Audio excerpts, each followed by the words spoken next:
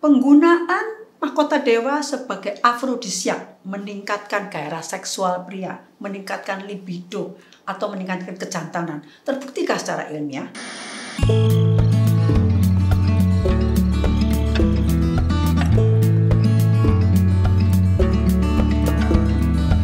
Sobat sehat, selalu berada dalam keadaan sehat ya. Pada episode ini saya ingin sekali membahas tentang tanaman yang menarik perhatian saya, terutama buahnya yang berwarna merah. Namanya mahkota dewa. Dalam bahasa Jawa, Makuto Dewo. Berasal dari Papua, sekarang sudah dilakukan budidaya di banyak tempat di Indonesia, terutama di Jawa Tengah.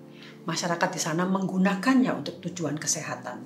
Saya menyaksikan sendiri bagaimana orang merendam buah yang dikeringkan semalaman dan kemudian minum air saringannya keesokan harinya.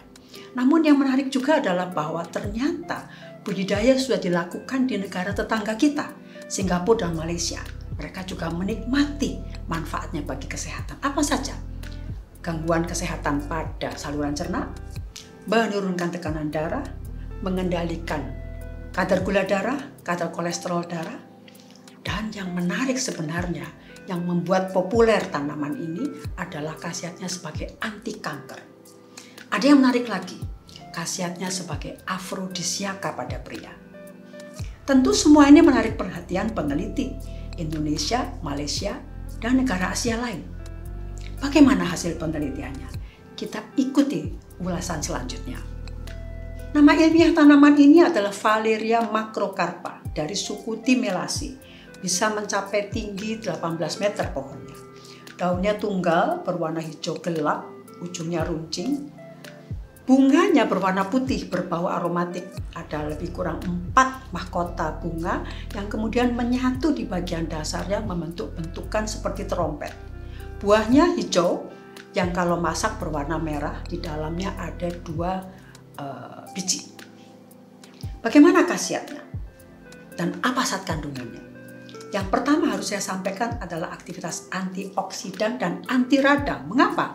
Karena saya yakin bahwa khasiat inilah yang mendasari aktivitas-aktivitas lain bagi kesehatan.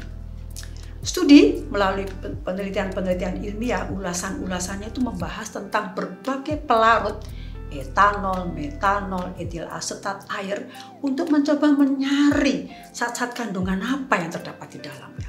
Ternyata terbukti adanya kandungan-kandungan zat yang bekerja sebagai antioksidan, yaitu misalnya manghiferin, ini khas mahkota dewa, golongan flavonoid, golongan fenolik, dan hasil penelitian juga menengarai terdapatnya aktivitas antioksidan kulit buah.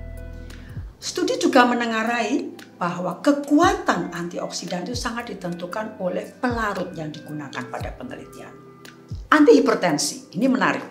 Penelitian dilakukan oleh peneliti Indonesia dengan relawan manusia, lansia, lanjut usia. Metode ujinya sudah tertentu, dilakukan di Kota Blitar dan Tulungagung. Apa yang diberikan? Makanan yang dicampur dengan 15 gram komponen tanaman mahkota dewa. 7 hari ya. Apa yang diamati? Ternyata teramati terjadinya penurunan tekanan darah, yaitu sistolik dan diastolik. Ini adalah hasil yang cocok atau sesuai dengan penelitian terdahulu yang menunjukkan terjadinya vasorelaksasi. Apa itu?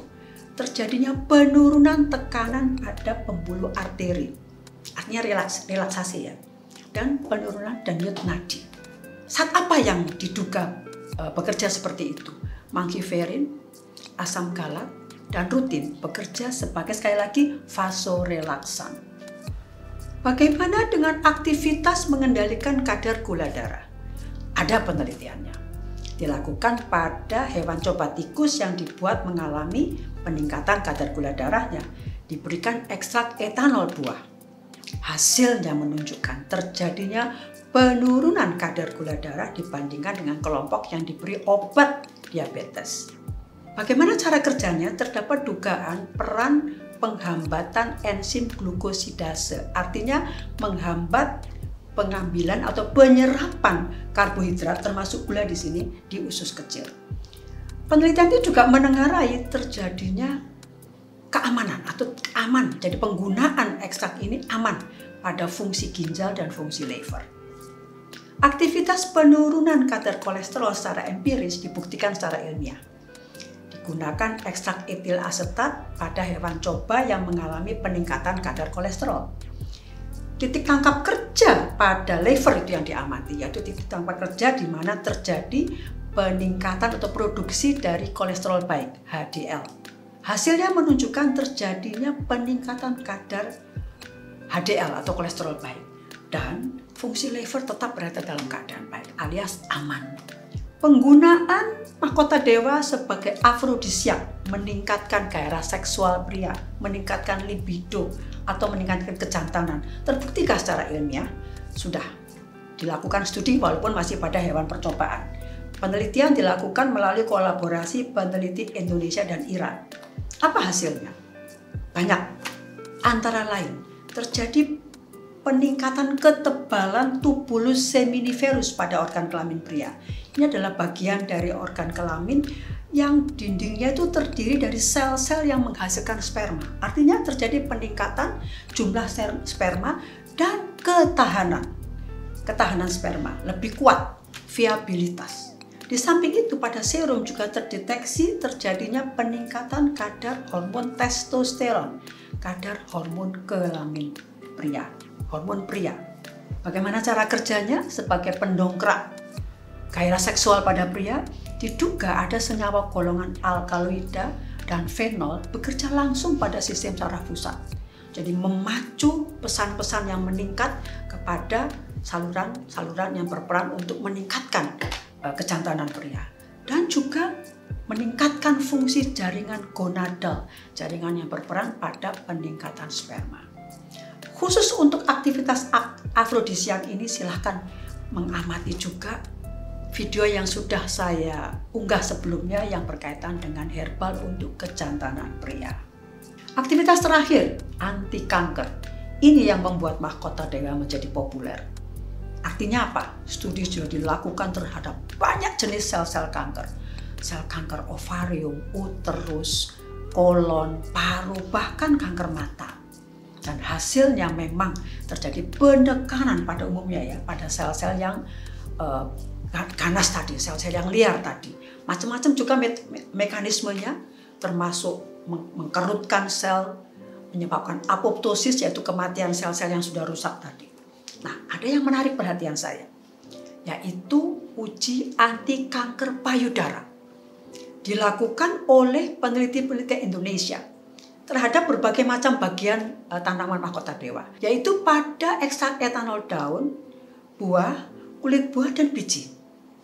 Hasilnya memang menunjukkan bahwa ternyata, ini surprise bagi saya, justru ekstrak etanol yang mempunyai aktivitas anti kanker yang paling tinggi dibandingkan dengan kontrol obat yang digunakan pada penelitian ini.